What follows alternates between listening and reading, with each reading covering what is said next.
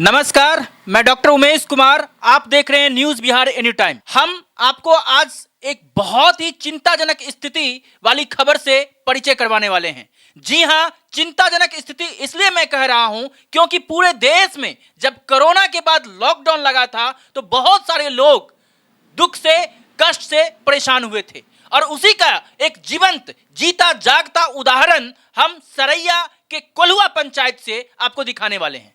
हम आए हैं डीके कंट्रैक्टर्स, जिसके प्रोप्राइटर धर्मेंद्र सिंह हैं, उनके घर। डीके कंट्रैक्टर्स जिसके प्रोप्राइटर हैं धर्मेंद्र सिंह, उनके घर।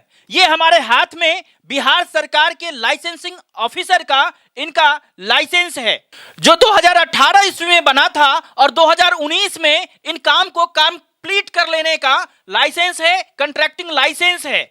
1 साल में इस काम को पूर्ण किया जाना था, लेकिन इनका जीएसटी होने के बावजूद भी जो डीके कंट्रैक्टर्स के प्रोप्राइटर धर्मेंद्र सिंह हैं और इन्होंने जीएसटी के साथ साथ समय समय पर अपने जीएसटी रिटर्न को भी फाइल किया है, जिसकी ये करीब 100-125 पेज की पुस्तिका है, रिपोर्ट है। ये भी इनके पास ठीक ढंग से रखा गया है। हर एक टैक्स के पैसे का हिसाब किताब समय समय पर दाखिल किया गया है, ये भी इनके पास पूरा सबूत है।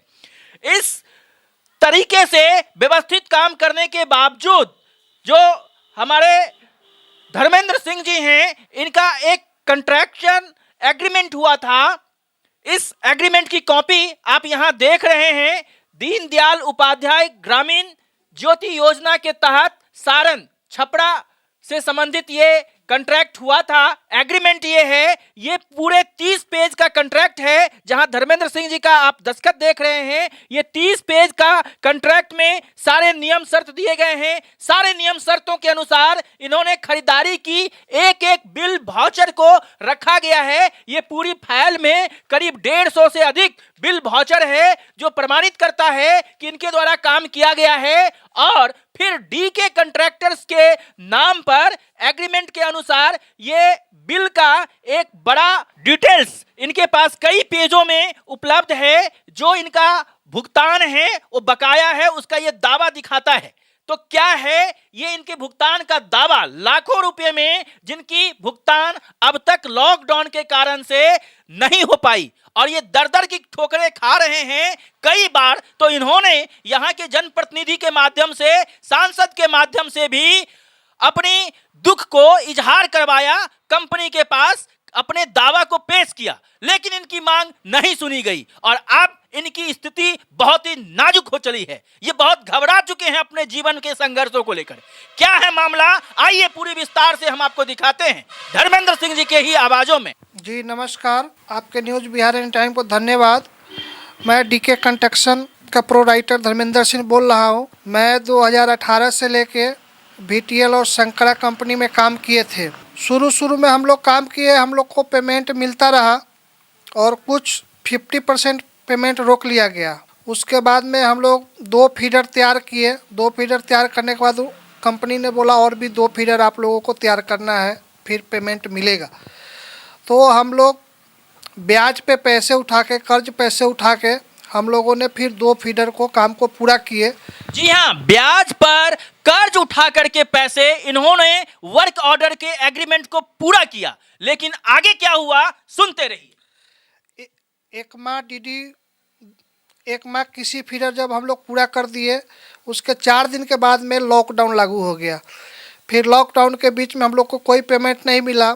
1 साल बाद जब लॉकडाउन ख़त्म हुआ तो हम लोगों ने कंपनी से बात किए, को बोले ठीक है अभी कोरोना काल है, कोरोना काल में अभी पेमेंट हम लोग बनाते हैं, देखते हैं।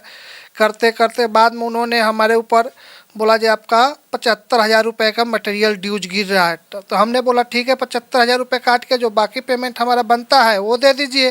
तो वो भी देने में इन लोगों ने बोले ठीक है एक बिल हम बना देते हैं। जो 9,31,000 की इन लोगों ने बिल बनाए, 9,31,000 बकाया भुगतान। हाँ, जो बिल बनाए बोले बाकी बाद में पेमेंट होगा। 100 रुपये के स्टाम्प पे और हमारे लेटर हेड पे 100 लेटर हेड पे उन्होंने साइन करा लिए कोरे पे, और 100 रुपये के स्टाम्प पे उन्होंने साइन करा लिए। उसके बाद हम लोग बार बार कंपनी में जाते रहे।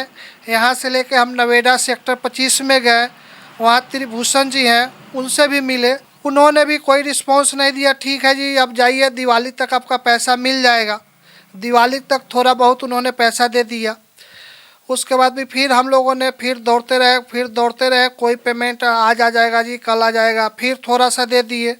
हम लोग का कम से कम 25 लाख रुपए कंपनी से लेने का है, लेकिन आज तक कंपनी क्लियर नहीं कर पा रहा है कितना पैसा देना है। प्लस हमने 6% 7% पे हम लोग प्राइवेट लोगों से ब्याज में हम लोग पैसा लिए हैं। जो लोग भी आके हम लोग को धमकाता है जी ब्याज दो जी, पैसे दो। अब बताइए, कंपनी पीछे से पैसा दे नहीं रहा है। हम लोग अपना खेत बेच के भी कुछ पैसा लोगों को दिए हैं, लेकिन कंपनी के वहाँ पे सीए जो है नीतीश जी, वो बोलते हैं हमने तो शंकरा कंपनी को सारा डिटेल भेज दिया है, अब हमको नहीं पता जी कब तक आपका पेमेंट मिलेगा।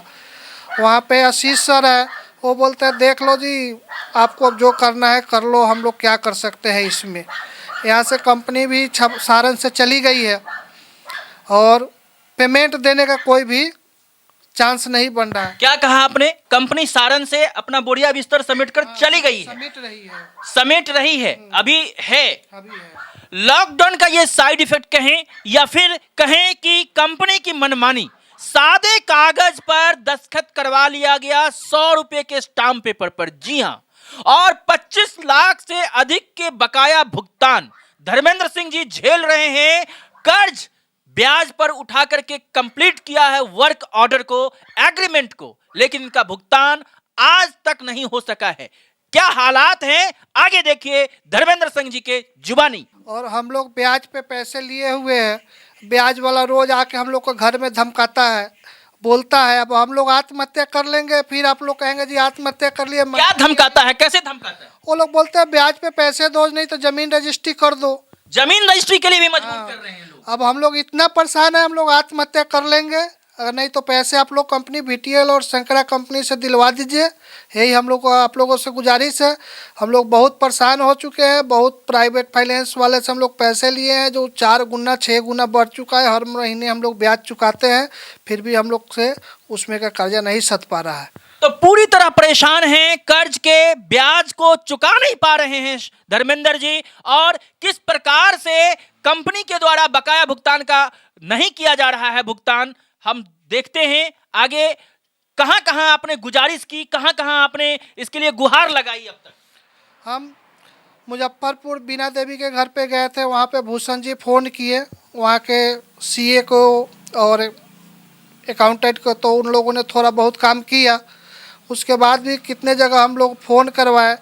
उसके बाद अपने सारण के जो सांसद हैं उनके भी टोल फ्री नंबर पे हम लोग फ़ोन किए, लेकिन वो बोले ठीक है हम देखते हैं करते हैं, लेकिन उन्होंने कुछ किए नहीं। अच्छा धर्मेंद्र जी, आप कंट्रैक्टर हैं, इतने बड़े वर्क ऑर्डर को आपने लिया, 25 लाख की रकम कोई बड़ी रकम तो नहीं है। आप तो प्रॉफिट लॉस की धंधा होती है कंट्रैक्टरी में, तो आप लॉस ही सह जाइए सही, लेकिन इस तरीके से जो कह रहे हैं सुसाइड कर लेंगे, इसका कारण क्या हो सकता है?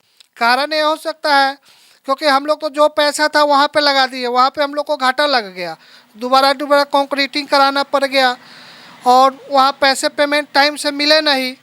इस करके हम लोग को घरेलू स्थिति उतना ठीक नहीं, जब हम लोग 25 लाख रुपए खर्चा कर पाए। हम लोग तो 1-2 लाख के लेकर सोच के चले हुए थे, लेकिन वहाँ पे काम उन लोगों ने कराते गए, लंबा काम था, इसलिए हम लोग के परेशानी है। तो धर्मेंद्र जी बता रहे हैं कि क्षमता 1 लाख 2 लाख 5 लाख की थी, लेकिन 25 लाख से भी अधिक लोभ देकर के, लालच देकर के काम कराते गए, और लॉकडाउन लगने के बाद, बरसों बीत जाने के बाद आज तक भुगतान नहीं किया गया, जिसके बकाया के बोझ के तले ब्याज चुकाते चुकाते परेशान हो चुके हैं। आर्थिक हालात मजबूत नहीं होने के कारण, माली हालात मजबूत नहीं होने के कारण परिवार में विवशता की स्थिति है, और हम अपने संतुलन को खो बैठे हैं। स्थिति यहां तक आ चुकी है, नाजुक बन चुकी है कि आत्महत्या तक करेंगे। और परिवार में यदि इस प्रकार की अगर आत्महत्या हो गई तो कोई कमाने वाला दूसरा सदस्य नहीं है, तो हमारे बच्चों, हमारे परिवार वालों को, हमारी पत्नी और हमारे माता पिता भी आपके हैं, पिताजी अभी हाल में गुजरे हैं, उनके दुख से ये उबर नहीं पाए हैं, माताजी हैं, इनके बोझ को कौन पालेगा, कौन झेलेगा, ये सोच सोच करके घबराते हैं और कहीं संतुलन खो करके आत्महत्या न कर लें, ऐसी स्थिति भी बन सकती है। इसके लिए जवाबदेह कौन होंगे, इसके लिए दोषी कौन होंगे, बिहार सरकार या फिर यहाँ के सांसद प्रतिनिधि या फिर कौन है गुनाहगार, आप खोजिए और हमारे कमेंट बॉक्स में जरूर राय करिए और हमारे धर्मेंद्र जी को भी न्याय मिल सके, इसके लिए अधिक से अधिक इस वीडियो को कमेंट, शेयर, सब्सक्राइब करें ताकि अधिक से अधिक लोगों तक ये प्रचार प्रसार होते हुए यहां से पटना से होते हुए दिल्ली तक आवाज जाए और सबके कानों तक ये खबर पहुंच जाए ताकि इनको उचित न्याय, इनका बकाया वेतन का भुगतान किया सके। और ऐसी जो कंपनियां हैं जो छोटे मोटे कॉन्ट्रैक्टर्स को किसी तरीके से फंसा लेते हैं, काम भी करवा लेते हैं, अपना तो वो मुनाफा कमा लेते हैं, लेकिन छोटे छोटे व्यवसायी फंस जाते हैं, उलझ जाते हैं और बाद में आत्महत्या की स्थिति बनती है। जब घटना घट जाएगी तो आप करेंगे क्या? एफआईआर करने के बाद या इस तरह की कंपनियों के ऊपर अदालत में जाने के बाद त्वरित न्याय नहीं मिलता है, साल 2 साल नहीं 10 साल भी न्याय के लिए गुहार लगानी पड़ सकती है। तब तक इस तरह का परिवार झेलेगा कि नहीं इन संघर्षों को, ये देखने वाली बात होगी। लेकिन इन्हें तो जाना भी पड़ेगा अदालत में, लेकिन इस तरीके से ये अपने आत्मविश्वास को खो बैठे हैं। देखिए धर्मेंद्र सिंह जी की हालात क्या हो चुकी है। हमारे हालात तो बहुत ख़राब हो चुके हैं, हर महीने ब्याज वाले पैसे मांगते हैं, हम लोग परेशान हैं और कंपनी को बार बार हम लोग फ़ोन करते हैं, दिन रात कभी दिल्ली जाते हैं, कभी छपरा जाते हैं, वहाँ पे कोई अफसर नहीं मिलता है, कोई नहीं मिलता है और मिलता भी है तो बोलता है ठीक है जाइए अगले हफ्ता हो जाएगा जी, अगले हफ्ता हो जाएगा जी। हम लोग क्या करें, आप लोग खुद बताइए। पूरी तरीके से टूट चुके हैं धर्मेंद्र जी। हम फिर भी पूछना चाहते हैं कि क्या उम्मीद है यहाँ के जनप्रतिनिधि और अफसरों से कि आपको न्याय मिल पाएगा? क्या आप जवाब देते हैं? हमें यही कहना है, जो हमारा जो भी पेमेंट है उसका दिलाया जाए, उसका प्लस इंटरेस्ट दिलाया जाए कि हम कर्ज वाले को कर्ज दे के हम मुकरिन पा सके। क्या लगता है कि भारत में ऐसे आपके जैसे हालात और भी बहुत सारे लोगों के होते होंगे और आप उस हालात को कैसे समाधान कर पाएंगे कि नहीं कर पाएंगे? तो जो पीड़ा है, जो दर्द है, उसको सह नहीं पा रहे हैं और बयान कर रहे हैं धर्मेंद्र जी, हम आपको दिखाते हैं आगे। हमारे 2 छोटे लड़के हैं, घर में और भी परिवार है, हम लोग बहुत परेशान हैं। अगर पैसा नहीं मिलेगा तो हम लोग आत्महत्या कर लेंगे और बहुत हम लोग ज़्यादा परेशान हैं। हम लोग ज़मीन जत्था भी नहीं है उतना जो हम लोग बेच के किसी को कर्जा सधा पाएंगे और बहुत मतलब हम लोग मंत्री लोग को भी बहुत गुहार लगाए हैं, सभी जगह गए हैं, मतलब कोई भी यहाँ नहीं सुन रहा है। कौन कौन से मंत्री जी के पास गए हैं, कौन कौन से सांसद विधायक के पास गए हैं? जैसे हम बीना देवी के पास गए हैं और सारण का जो स्वास्थ्य मंत्री है उनके पास भी फ़ोन किए हैं।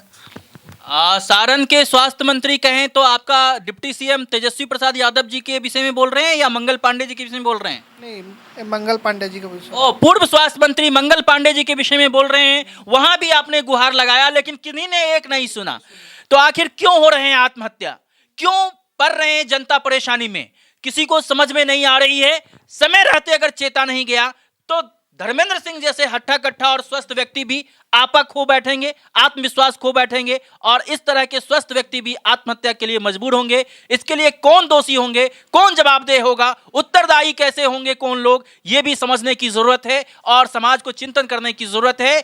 अदालत की दरवाजा भी आप खटखटाएंगे? क्या स्थिति में आप हैं? नहीं, अदालत का भी दरवाजा हम लोग खटखटाएंगे। अगर नहीं मिलेगा पैसा तो हम लोग सारे आदमी सुसाइड कर लेंगे। मालती देवी जी, आप अपना नाम बता दीजिए। जयदीप सिंह नाम है मेरा। कौन है आपके धर्मेंद्र जी? बड़े बेटे हैं। बड़े बेटे आप हैं, आपके पिताजी हैं। आप अपना नाम बता दीजिए। हरदीप सिंह। प्रदीप सिंह जी, आप छोटे बच्चे हैं, कितने उम्र है आपकी? 14 साल। 14 साल। और आपकी उम्र? 17 साल। 17 साल के ये 2 लड़के हैं और श्रीमती जी उनके साथ में है। क्या स्थिति है आपके परिवार की, कुछ बताइए। स्थिति तो बहुत गंभीर है, जैसे कि अभी देख रहे हैं कि जो अमीर आदमी रहते हैं वो तो बड़ा बड़ा अपना लोन ले लेते हैं, काम कर लेते हैं, उनका हो जाता है। जो गरीब हैं वो तो और गरीब होते जा रहे हैं, जैसे अमीर और अमीर हो रहे हैं, गरीब और गरीब हो रहे हैं। लॉकडाउन के बाद अभी तक उबर नहीं पाए हैं, हमने आपको दिखाने का प्रयास किया, तो आप भी इनके मदद के लिए क्या कर सकते हैं सुझाव दीजिए और कमेंट बॉक्स में अपनी राय को जरूर साझा कीजिए। धन्यवाद।